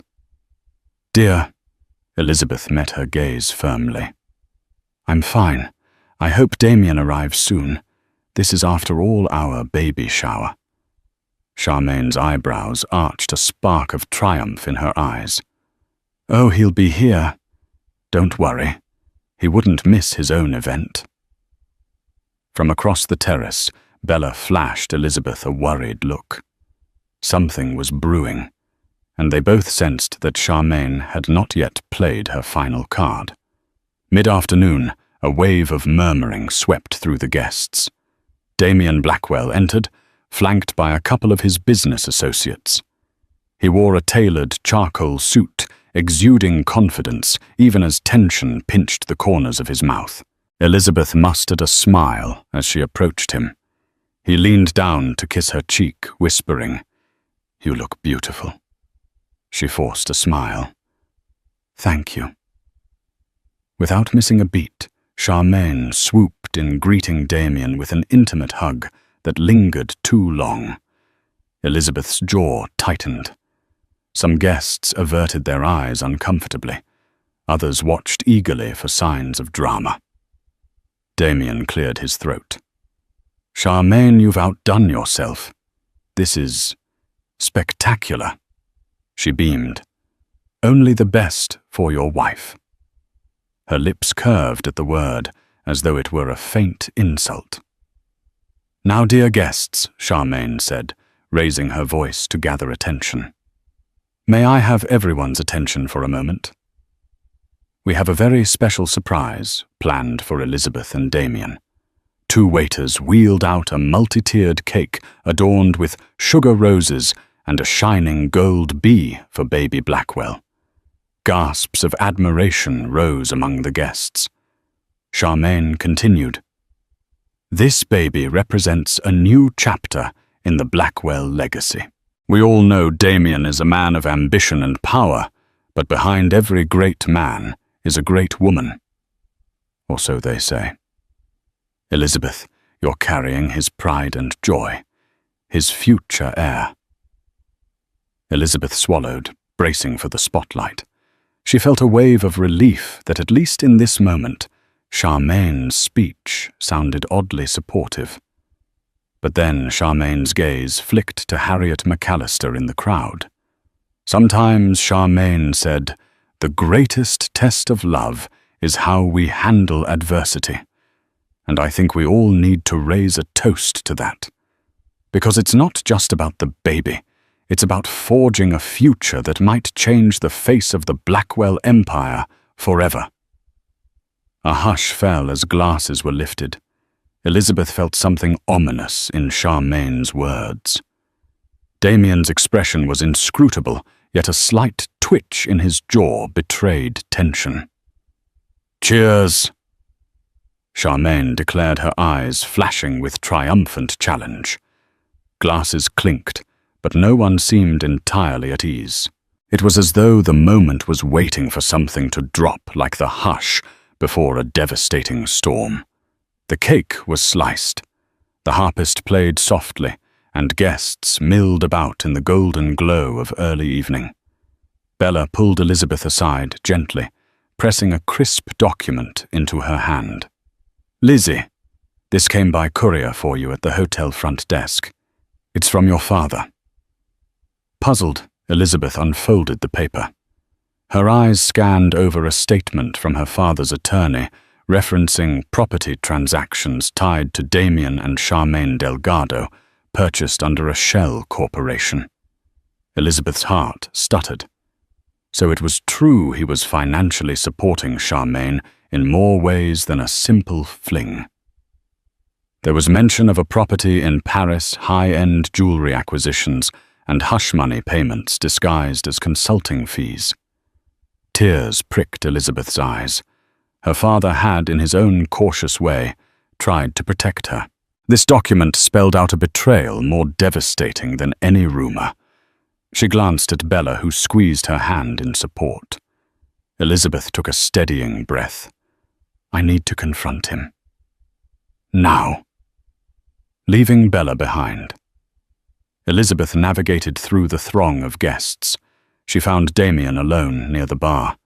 His phone buzzed on the counter beside him. He looked anxious, swirling the amber liquid in his glass. She handed him the document, voice quivering. "Damien, what is this?" He scanned the pages, color draining from his face. "Elizabeth, I can explain." Her voice rose, trembling with anger and heartbreak. "Explain how you're buying properties for this woman while I'm at home pregnant with your child. How many lies have I believed? Were you ever traveling on business or just off with her?" He tried to grab her hand, but she recoiled. "It's complicated. I was trying to protect you, the baby. My deals are huge. They require alliances." Charmaine was Elizabeth's eyes glistened. "You used me. I was carrying your child, hoping we'd be a real family, and you've been building a future with her." A hush spread as guests nearby picked up on the argument. Charmaine across the terrace watched like a hawk, lips curving into a small smile. Damien struggled for composure, but the tension in the air crackled. Elizabeth turned away, tears streaming. She was about to flee when Charmaine made her final move. Charmaine approached, feigning concern. "Elizabeth, darling, is something wrong?" Elizabeth glared at her. "Don't darling me. You know exactly what you've done." Damien looked on helplessly. Charmaine batted her lashes, turning to the onlooking crowd. "My friends, please, let's give Damien and Elizabeth some space." Then, in a lower voice, she added, "We're all on the same side, right? This is Damien's baby, after all." Elizabeth's voice cracked. "You have no business in my marriage." Charmaine smirked. "I hate to be the bearer of difficult news, but you might want to brace yourself." She placed a hand on her own stomach. "Because I'm pregnant, too." Gasps rippled through the guests like an electric shock. Elizabeth's face went ghostly pale. The words seemed to echo, bouncing off the marble columns of the terrace. Damien's eyes widened in horror. What Elizabeth breathed, barely able to stand. Bella rushed to her side, supporting her. Charmaine's smirk deepened. "Surprised Damien is going to be the father of my child. That's the real reason I planned this shower. A test run, if you will, for the bigger celebration." A mixture of shock and revulsion spread across the guests. Harriet McAllister had her phone out, already taking notes for a sensational article. Elizabeth's trembling hand rested on her own belly. The heartbreak was overwhelming. She thought of the many nights she prayed for this pregnancy to be safe, while her husband created a new life with Charmaine. The betrayal was too immense to put into words. Damien looked trapped, like a man whose secrets had finally caught up to him. "Charmaine," he hissed. "You said you wouldn't." She flipped her hair triumphantly. "I changed my mind. You can't sweep me under the rug anymore, Damien, especially not when I'm carrying your child. Everyone here deserves to know the truth." Elizabeth's legs weakened, and Bella guided her to a chair. The crescendo of scandalous whispers rose around them. For a moment, Elizabeth's world spun. Quietly, deliberately, Elizabeth stood again. She locked eyes with Charmaine, then glared at Damien. Her anger surged, adrenaline fueling her. She reached into her small clutch and pulled out a document, her official marriage license to Damien, along with a copy of their wedding certificate, sealed and signed by the state of Massachusetts. She raised her voice with as much composure as she could muster. "You think you can come into my baby shower, my life, and pretend you have some rightful claim to my husband?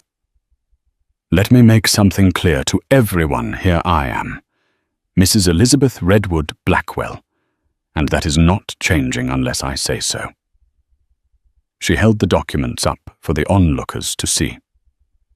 "This is our marriage license, and we are legally married. This scandal you're trying to create will not erase that fact." Charmaine's composure wavered for a second, but she quickly regained her smugness. "Legally married or not, I'm carrying his child.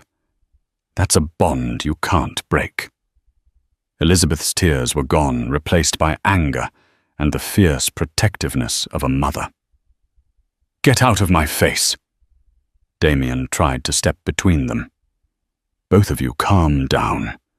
This is not the place for..." Elizabeth turned on him with fury in her eyes. "Not the place, Damien. You let your mistress plan my baby shower. You humiliated me in front of all these people. You might have impregnated her too, and you have the audacity to say this is not the place." He reached for her hand, but she pulled away. The tension in the air was suffocating. Harriet, phone in hand, was practically salivating at the unfolding drama. The hush gave way to frantic whispers.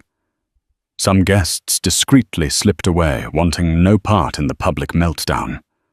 Others stayed transfixed as though watching a train wreck they couldn't turn away from. Elizabeth staggered, pressing a hand to her belly. Bella, alarmed, quickly came forward. "We need to get you out of here, Lizzie." Charmaine sneered. "Oh, the poor dear. Maybe next time she won't be so self-righteous when she's married to a man who can't stay faithful." Elizabeth's voice trembled with outrage. "If I wasn't pregnant, I'd slap you right now." Bella, furious, snapped, "Let's go, Lizzie. This isn't worth risking your health." They made their exit, the stunned crowd parting like the Red Sea to let the pregnant wife pass. Charmaine's lips formed a triumphant smirk, as though she had won something. But in truth, she had just ignited a scandal that would haunt all three of them. Damien hesitated a moment, torn between chasing Elizabeth and dealing with Charmaine. Ultimately, he rushed after his wife, leaving Charmaine in the middle of the shell-shocked guests. Harriet McAllister wasted no time snapping a covert photo of Charmaine's smug face. Later that evening, social media was ablaze with rumors of the fiasco. Several guests posted cryptic updates. Never seen a baby shower end with such fireworks. Harriet McAllister teased a big expose fueling interest in every corner of Manhattan High society. Back in the penthouse hotel suite, Elizabeth was inconsolable. She had locked herself in the bedroom while Bella tried to calm her down, urging her to rest, to think of the baby. When Damien arrived, Bella blocked his entrance. "Lizzie doesn't want to see you right now." Damien spoke in a low, urgent voice. "I need to explain. Please, Bella." Bella's eyes flashed with protective fury. "Explain how you lied to her for months, how you not only cheated on her but let your mistress host her baby shower." "Just go, Damien. You've done enough." The door cracked open. Elizabeth's voice, weak from crying, emerged. "Let him in, Bella. I need to hear what he has to say." Reluctantly, Bella stepped aside. Damien entered and found Elizabeth sitting on the edge of the bed. Her eyes read a box of tissues at her side. "Lizzie," he began softly. "I'm sorry. I never wanted this to happen." "Charmaine. Well, she was more than a fling, but never meant to replace you." She looked up, anger and heartbreak shining in her eyes. "Is she really pregnant?" He hesitated. "She says she is, but I haven't seen any medical proof. She blindsided me too. I swear I never intended for that to happen." Elizabeth let out a bitter laugh. "So it's a possibility. I was home carrying our child while you were off, impregnating someone else." He sank to his knees beside her. "There's no excuse. The truth is I got caught up. I was lonely traveling, dealing with pressure.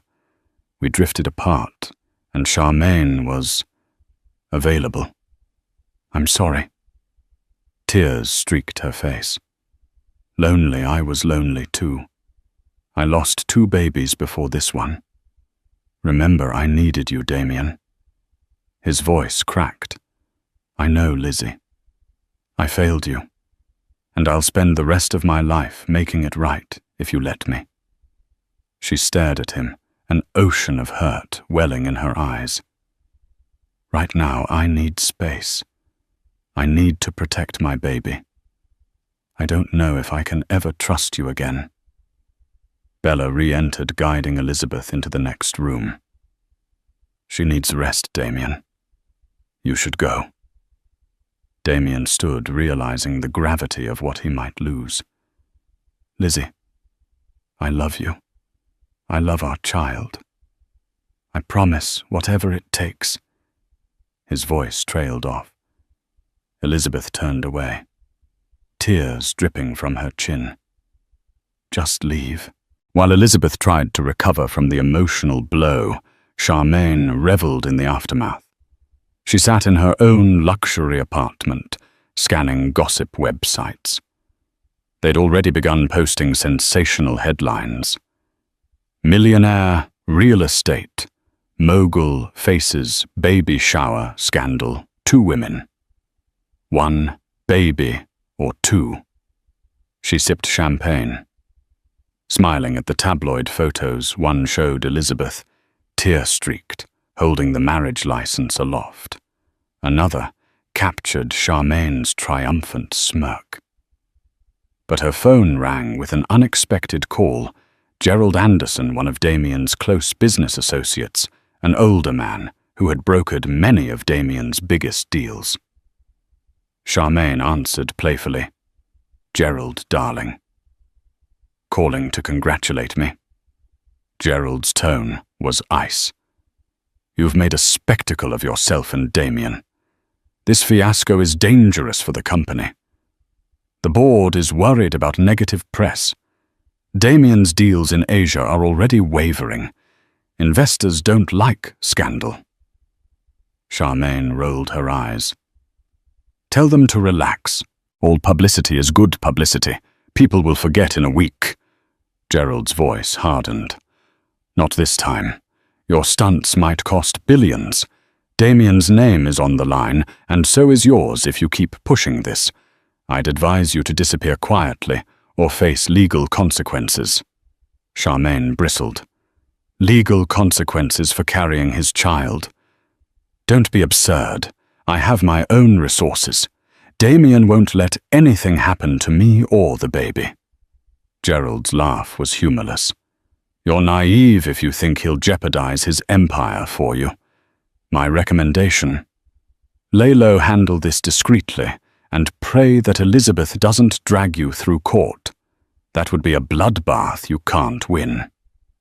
The line went dead. Charmaine's smirk wavered.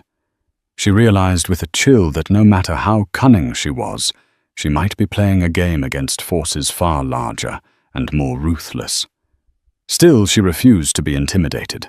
Damien might be the father of her unborn child if she was indeed pregnant, and she intended to leverage that to her greatest advantage. Days turned into a week, and the scandal didn't die down, as Charmaine had predicted. If anything, it spread further. Media outlets that usually stayed away from private affairs devoured the story. Online forums buzzed with speculation. Damien's reputation took a hit, and so did the share price of some of his companies. In Connecticut, Elizabeth tried to find solace. She spent hours in her art studio painting her emotions, swirls of dark blues and fiery oranges depicting her turmoil. Bella stayed with her, ensuring she ate and rested. Late one afternoon, her father, Jonathan Redwood, arrived. He was a tall, stern man who rarely showed emotion. When Elizabeth saw him step into her living room, she burst into tears. She was Daddy's little girl, and her heartbreak was palpable. He held her gently. "I'm here now, Lizzie. We'll fix this." Through sobs, she recounted everything. The baby shower. Charmaine's bombshell, the public humiliation. Jonathan listened quietly, anger flashing in his eyes. "It's time to think about your future, not just your marriage," he said in a measured tone. "Damien's not the only one who can protect you financially. You have your trust fund, and your mother and I will support you. If you want a divorce, we'll ensure you and the baby are taken care of." Elizabeth's lips trembled. "I love him, Dad, but I can't be with someone who betrays me. Not if he won't change. I have to put my baby first." He squeezed her shoulder. "Your mother and I stand behind you. We'll consult with top lawyers. Whether you want a settlement or full custody, we'll figure this out." Elizabeth took a shaking breath. "I just need time to think. I don't want a drawn-out court battle. It's too much stress for the baby. But I won't let Charmaine ruin my life." Her father nodded. "Take all the time you need. We'll keep your options open." In that moment, Elizabeth felt a seed of strength. She might have lost faith in her marriage, but she wasn't helpless. She had her own resources and a powerful family behind her. She vowed not to let her child suffer because of Damien's mistakes.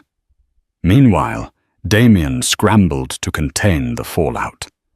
He held emergency meetings with his PR team and business partners. They devised a strategy to minimize damage, releasing a statement that personal matters are being handled privately and urging the media to respect the family's privacy. But the tabloids thrived on scandal, and every new rumor about Charmaine's alleged pregnancy fueled more headlines. Damien left countless voicemails for Elizabeth. She rarely answered, speaking only when absolutely necessary, mostly about her doctor's appointments. Desperate, he drove to Connecticut unannounced, ignoring his schedule of business calls. He found Elizabeth in the backyard garden, tending to a patch of hydrangeas. She looked serene, though heartbreak lingered in her eyes. Bella, seeing Damien approach, quietly slipped inside. Elizabeth rose, wiping her hands. "Damien." He swallowed hard. "Lizzie, I know you need space, but I had to see you." She shrugged. "I'm guessing your board is demanding that you fix this mess." He sighed. "They are. But that's not why I'm here. This is about us, our baby. I'm sorry I let Charmaine get so close. I was an idiot letting her host that shower. And if she's really pregnant, I'll deal with it." Elizabeth inhaled slowly, the weight of her sorrow evident. "I'm not sure there's an us to fix anymore, Damien. You humiliated me. You lied. You might have fathered another child. How do we come back from that?" He stepped closer, voice cracking. "By remembering what we had, what we still have. We've always been there for each other, especially after our miscarriages. Don't let Charmaine's scheming tear us apart." Elizabeth bit her lip. Memories of their wedding day fluttered in her mind, the quiet vows, the sense of hope. Could she forgive him? Finally she spoke. "I can't just snap my fingers and pretend everything's okay. I need to see you genuinely change. I won't raise this baby in a broken home. But I also won't let you walk in and out as you please. It's all or nothing." He nodded, tears gleaming in his eyes. "I understand. Whatever it takes, I'll do it. I'll cut Charmaine out of my life, if that's what you want."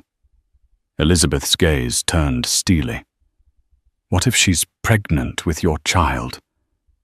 You can't just walk away from that responsibility." Damien looked pained. "I'll provide for that child, but that doesn't mean I have to be with her. I want my family with you." Elizabeth's throat tightened. "Show me you mean it. Because if this is another lie, Damien, I promise you I will walk away for good." A week later, a private meeting was arranged. Elizabeth insisted on seeing Charmaine's proof of pregnancy before making any decisions. Charmaine agreed to a meeting, likely eager to flaunt her hold over Damien. They chose a neutral location, Gerald Anderson's stately townhouse in the Upper East Side, away from prying paparazzi cameras. Elizabeth brought Bella and her father.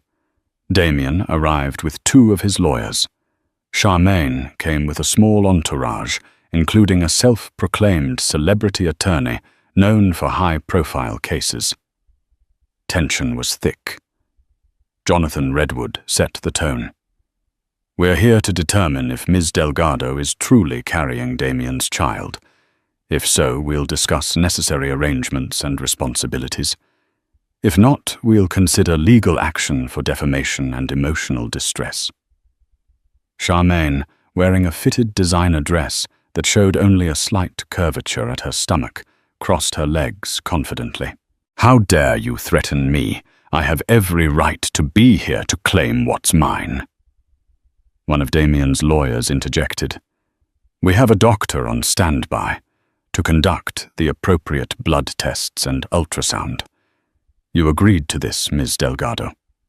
Charmaine hesitated. "I want my own doctor. Someone I trust." Jonathan Redwood shook his head. "We'll have an impartial physician, one neither side can manipulate. If you refuse, we'll assume you're lying. Charmaine's eyes flicked to Damien. You'd do this to me. Doubt my word. He sighed. You've given me every reason to doubt you, Charmaine. I need proof. She glowered, but eventually relented with a shrug of feigned indifference. Fine. Test me. But when it comes back positive, you'll regret questioning me. The group moved to a private office where a discreet physician waited. Under watchful eyes, Charmaine underwent a brief ultrasound and blood draw. The tension was palpable as they waited. Damien stood beside Elizabeth, glancing anxiously between her and Charmaine. Bella and Jonathan Redwood watched from the corner, arms folded in silent judgment. When the doctor completed the ultrasound, the screen showed a small embryo clearly visible, measuring about 9 weeks. Charmaine wasn't lying about being pregnant. The hush in the room deepened. A tear slipped down Elizabeth's cheek. Damien closed his eyes, exhaling a shaky breath. Charmaine sent them both a triumphant smile. Told you. The group reconvened in the townhouse parlor. The doctor confirmed Ms. Delgado is indeed pregnant, approximately 9 weeks along. Further blood tests will confirm paternity, though Ms. Delgado states Mr. Blackwell is the father. Elizabeth felt her world tilt again. Damien swallowed, looking at Elizabeth with guilt. Charmaine smirked at them both, an air of victory radiating from her. Confronted with the undeniable reality of Charmaine's pregnancy, Elizabeth felt a crushing weight descend upon her. She excused herself from the tense meeting, stepping out into the townhouse garden. The gentle sound of a fountain trickled over the hush of thick hedges. She tried to steady her breathing, fighting tears. Damien found her there, carefully approaching. Lizzie. His voice trembled with heartbreak and regret. I'm so sorry. She turned eyes blazing with pain. You've saddled me with a lifetime of sharing you with that woman and a child that's not mine. Do you realize how devastating this is? He reached for her hand, voice thick with remorse. All I can do is own my mistake. I don't want to lose you. Let me prove to you that I can be the husband and father you deserve. Elizabeth's tears flowed freely. The child in her womb kicked as though sensing her distress. I don't want my baby to grow up in a broken home, but I refuse to be in a marriage with 3 people. He squeezed her hand gently. I'll handle everything with Charmaine. We'll set up a trust for her child, ensure financial security. But my home is with you and our baby. She pulled away. Words aren't enough anymore, Damien. Show me through your actions. If you think I'm going to live under the same roof with you while you juggle some arrangement with Charmaine, you're wrong. I'm staying here in Connecticut until I decide what's best for me and the baby. He nodded, tears glistening. I understand. With that, they returned inside. Charmaine looked at them smugly. Jonathan Redwood gave her a cold stare. We'll be in touch regarding legal arrangements. Until then, do not contact my daughter directly. Any communication goes through me or her attorneys. Charmaine flipped her hair. Damien, you know how to reach me if you need anything, especially with the child's appointments. Elizabeth's heart clenched. Without another word, she left, followed by Bella and her father. Damien lingered behind a silent desperation in his eyes. The lines were drawn. The story exploded in the media once Harriet McAllister got wind of Charmaine's confirmed pregnancy. The tabloids had a field day with headlines like Millionaire's double-duty wife and Mistress both pregnant. Late-night hosts made snide jokes. Online comments ranged from sympathy for Elizabeth to outright mockery of Damien's lack of fidelity. Elizabeth retreated to Connecticut, turning off her phone for days at a time, focusing on her health and painting to channel her emotional turmoil. Bella stayed with her, creating a buffer against the swirling press. Jonathan Redwood consulted with divorce attorneys, property lawyers, and PR strategists to weigh every possible outcome for Elizabeth. Damien did his part to distance himself from Charmaine, if only to placate Elizabeth and salvage his marriage. He cut off personal contact channeling communication through his lawyers. He tried to focus on his business acquisitions, but investors grew skittish. The scandal had tarnished his brand. He faced a crisis in Asia when a major partner threatened to pull out unless he resolved his domestic issues. Charmaine, for her part, attended a few public events, flaunting a small baby bump lapping up the media attention. She granted Harriet McAllister an exclusive interview, painting herself as the wronged woman who had accidentally fallen in love with a powerful man. She teased that she still believed Damien would choose her if Elizabeth walked away. Despite the bravado, she was beginning to fear the Redwood family's legal might. As Elizabeth neared her 8th month of pregnancy, her doctor worried about her elevated stress levels. She decided that for her baby's well-being, she needed clarity even if it was painful. She summoned Damien to Connecticut for a final decision. They sat in the sunroom, where the afternoon light filtered through tall windows. Elizabeth wore a simple linen dress, her large belly a testament to how close she was to giving birth. Damien, looking weary and older than his years, sat across from her. Bella remained nearby, silently supportive. Elizabeth spoke first, her voice calm but resolute. "I've had time to think. My father is willing to help me file for divorce the moment I decide it's over. But I don't want to make a choice I'll regret just because I'm angry." Damien listened intently, clasping his hands. She continued, "I love you. I want our child to have both parents. But I won't be humiliated or lied to. If I stay, I need to know Charmaine is out of our life in every possible way, except for the child you'll need to support. That's unavoidable, but I will not have her at family events in our homes or near me." Damien's eyes brimmed with tears. "I swear, Lizzie, I'll do whatever it takes. I want to raise our child together, and I'll protect you from her. I made a mistake, a catastrophic one, but I refuse to lose you because of it." She inhaled shakily. "Charmaine won't go quietly. You've seen how she craves attention. She's going to hold this child over your head, and she might stir up more drama. If it becomes too toxic, I'm gone." He nodded. "I understand. I'll sign any post-nuptial agreement you want. We can set up a legal framework for Charmaine's baby. Child support visitation. Everything will go through attorneys. No personal involvement." Elizabeth's voice trembled. "I'm giving you one last chance, Damien. Don't betray me again, because I won't survive another heartbreak." He moved to kneel in front of her, gently placing his hand on her belly. "Thank you," he whispered, "for giving me a chance to be a better man for our baby." She placed her hand over his tears, spilling. "Don't waste it." A month later, Elizabeth's contractions began late at night.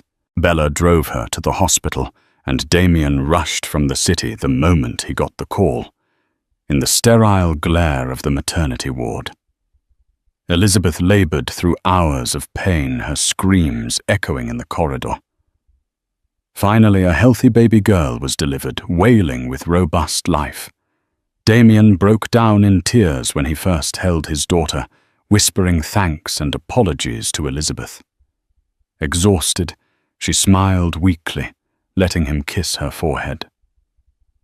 There was a sense of fragile unity in that moment. Over the next few days, Elizabeth stayed in the hospital regaining strength. Damien remained by her side, doting on the baby. Bella and Jonathan Redwood visited, offering cautious support. A swirl of media inquiry buzzed outside, but the hospital maintained strict privacy protocols. The Redwood name carried weight, ensuring Elizabeth could recover in peace. As Elizabeth held her newborn daughter, warmth filled her chest. Love, hope, and determination to protect this precious child. She watched Damien cradle the tiny girl who had his dark hair and her soft features. For a moment it felt like they were a real family, untainted by scandal. But reality loomed. Charmaine was nearing the midpoint of her pregnancy, and she would soon deliver a child who shared Damien's DNA. That future weighed heavily on Elizabeth's heart, even as she tried to savor the bliss of new motherhood. Elizabeth decided to move back to the Connecticut estate, permanently away from the city's gossip. Damien agreed, hoping to rebuild their relationship in the tranquility of the countryside. He spent more days commuting between the city and the estate, determined to show Elizabeth he was committed. Legally, Charmaine's child was recognized. Through carefully negotiated documents, she received a comfortable allowance, medical expenses, and a guarantee of ongoing child support once the baby was born. She tried to push for more face-to-face involvement, but Elizabeth refused. Damien kept his distance, only communicating through lawyers and the occasional phone call regarding medical updates. Charmaine's bitterness grew as she watched from the sidelines. She had expected a grand romance or a highly visible co-parenting arrangement that kept her tethered to Damien's life. Instead, she was relegated to the outskirts, a footnote in his empire. Though wealthy by association, she was still alone, pregnant with a man who'd chosen his wife over her. It wasn't the victory she'd imagined. For Elizabeth, life became a delicate balance, caring for her newborn daughter, grappling with the trauma of betrayal, and trying to trust Damien again. Each day that he returned from the city, without any sign of infidelity, was a small victory. She wondered if she could ever fully forgive him, but she loved him enough to try. Months passed, and the scandal gradually faded from public view, replaced by fresher celebrity gossip. Elizabeth and Damien shared quieter days at the Connecticut estate, cherishing the baby girl who had brought them a renewed sense of purpose. Charmaine eventually gave birth to a healthy boy, then drifted into a more private life when headlines ceased to favor her story. Still, the memory of that explosive baby shower lingered like a cautionary tale. In their elegant living room late at night, Elizabeth sometimes caught Damien gazing at her with a mixture of regret and gratitude. Their marriage was far from perfect, and trust was a fragile plant that needed constant nurturing. But they had chosen to move forward together. And that's the story of the millionaire who let his mistress host the baby shower, only for his pregnant wife to show up with their marriage license. Love, betrayal, and a chance at redemption if they can hold on. Thank you for joining us on this roller coaster ride of secret affairs, surprise pregnancies, and unexpected confrontations. If you were as captivated by this tale of love, betrayal, and redemption as we were, please hit the like button and let us know your thoughts in the comments below. Share this video with your friends who crave juicy drama and unforgettable twists.